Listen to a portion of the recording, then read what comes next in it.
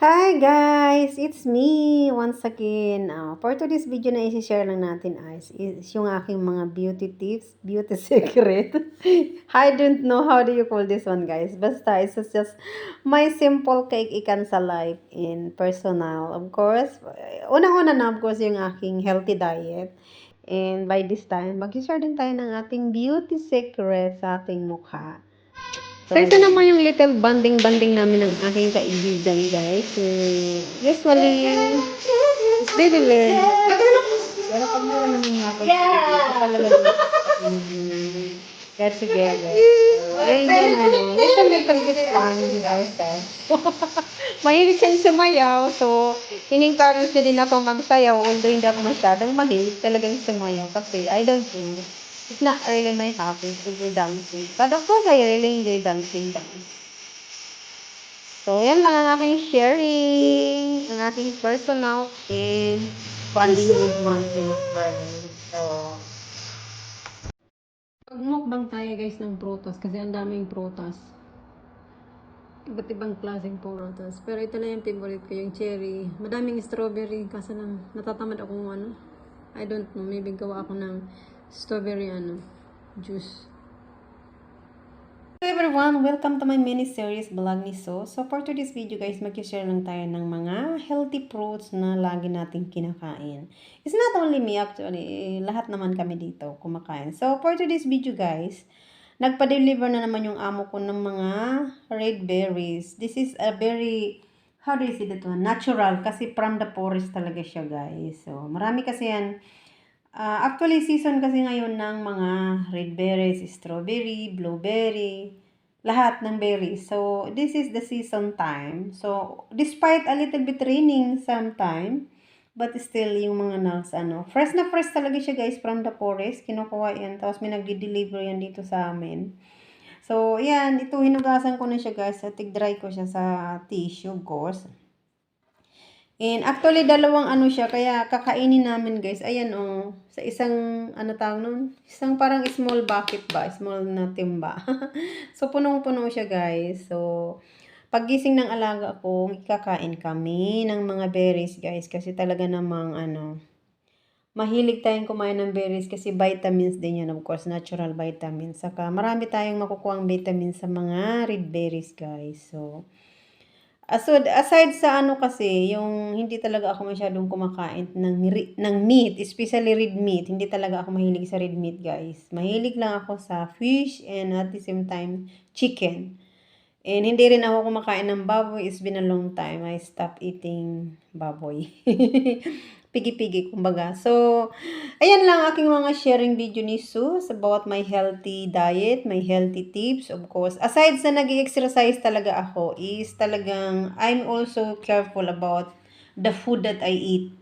So, most of the time, boiled eggs, brown bread na gawa siya sa oatmeal na flour, hindi siya sa white flour. So, kung napapansin nyo, ang aking kumakain din naman ako ng bread, pero hindi white bread. Most of the time, brown bread. And I really make sure na hindi siya gawa sa flour. Kasi meron kasing bread na most of the time is made from the flour. So, ako, I prepare brown bread, but made from oatmeal. Kasi yung oatmeal flour na tinatawag. So, ayun lang guys. Sharing video ko lang yan talaga. Seriously.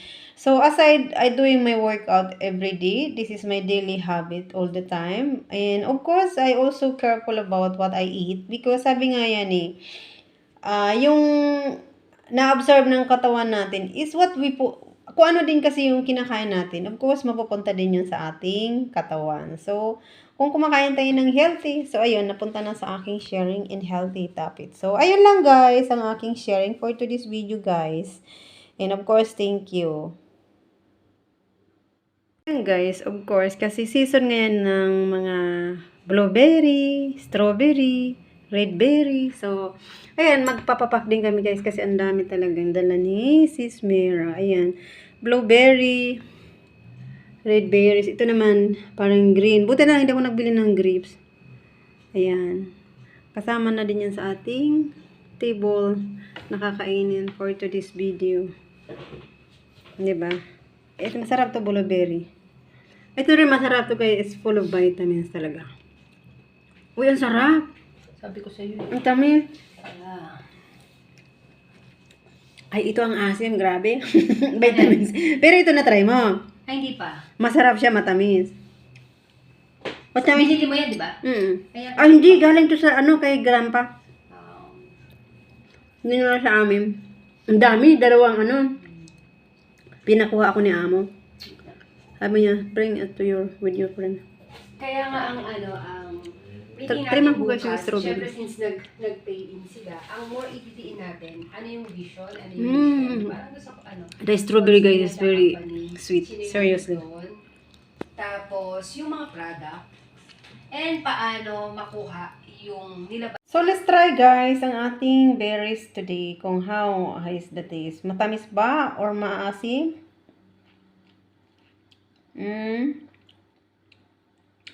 Ang tamis. Ang gihata. Ang dami kong makakain ito.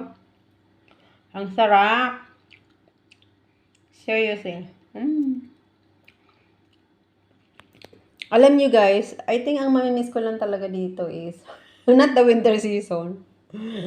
Yung simple lang sila guys pag magkain. Maraming prutas, maraming vegetables sa table. Tea. Yan ang life ng mga Russian guys. Yung mamimili talaga sila sa mga sa mga bazaar na tinatawag. Yung mga mga fruits, ang dami, Diyos ko. Yan ang mamimiss ko guys kasi mahilig talaga sila sa fruits, ang mga Russian people. Very simple life, talagang kailangan lang may natural na mga pagkain sa prutas. Hindi sila yung tipong mayroon din naman, pero yung mostly ng mga Russian is simple lang, marami lang prutas, maraming vegetable, maraming salad, yan lang sila guys. Kaya this is what I miss is here, kung sakali man. Mamimiss ko yung maraming mga ganito, mga berries, lalo pag season talaga guys, ay grabe. Strawberry, masarap. Sobra. Seriously. So, I think that's all for today's video na may share ko sa aking pagbablog. It's simple but it's healthy. Thank you.